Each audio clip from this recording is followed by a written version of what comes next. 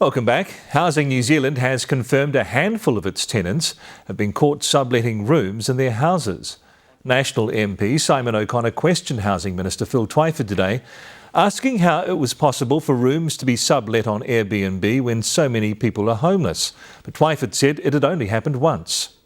It happened under the last national government, and according to Housing New Zealand, it was dealt with at the time as a breach of the tenancy agreement. Late today, however, Housing New Zealand confirmed it's happened more than once and twice just in the past year. The Prime Minister is starting the election campaign 2 years early, with one particular electorate in her sights, the national-held Waiarapa seat. But there's one thing standing in the way, a popular New Zealand First MP. So Labour's angling for an Epsom-style deal. Jenna Lynch takes a look. This beat-up Mazda ute is a far cry from a Crown limo, but Jacinda Ardern's vowed to keep travel expenses down. So the ute, which has had no back window for 5 years, is what she gets. I hope it has a warrant, Kieran. To keep expenses down, the Prime Minister's gone as far as ordering her MPs to pile into vans when they head to the airport or for their regional road trips. We are certainly trying our best to keep in mind that we're in a privileged job. Today, the ministerial carpool hit the Waiarapa, Labour setting it up as a battleground seat. It's been ours before.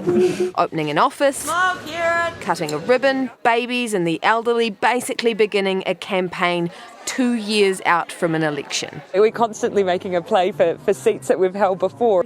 But when campaigning, it helps to at least know your MP's name. Kieran McNulty's doing a brilliant job here. Kieran McNulty. McAnulty. Kieran McNulty, who needs no introduction. Even in our own internal video, she said McNulty, and I said, oh, Christ alive. Nationals' Alistair Scott won the seat last year with a majority of nearly 3,000. The remaining vote was split between Labour and New Zealand First. If they did a deal, their votes together would beat Scott by nearly 5,000 votes. Could you win this seat while Ron Mark is still standing here? Oh, look, we've always battled in seats with other contenders. Labour has stepped aside for New Zealand First before in the Northland by-election, but this time there's a problem. Ron Mark's convinced Waiarapa belongs to him. Deals are not in my DNA.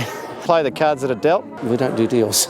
If Ron Mark didn't stand, it wouldn't be for that reason. It'd be because he's concentrating on his portfolios. I will stand in the Waiarapa, as I have done in the past. Heading into an election with their colours nailed to the mast goes against everything New Zealand First has ever done. Aligning themselves with Labour would seriously compromise their negotiating ability post-election, and it could even knock the Kingmaker crown off Winston Peters' head. Jenna Lynch, Newshub.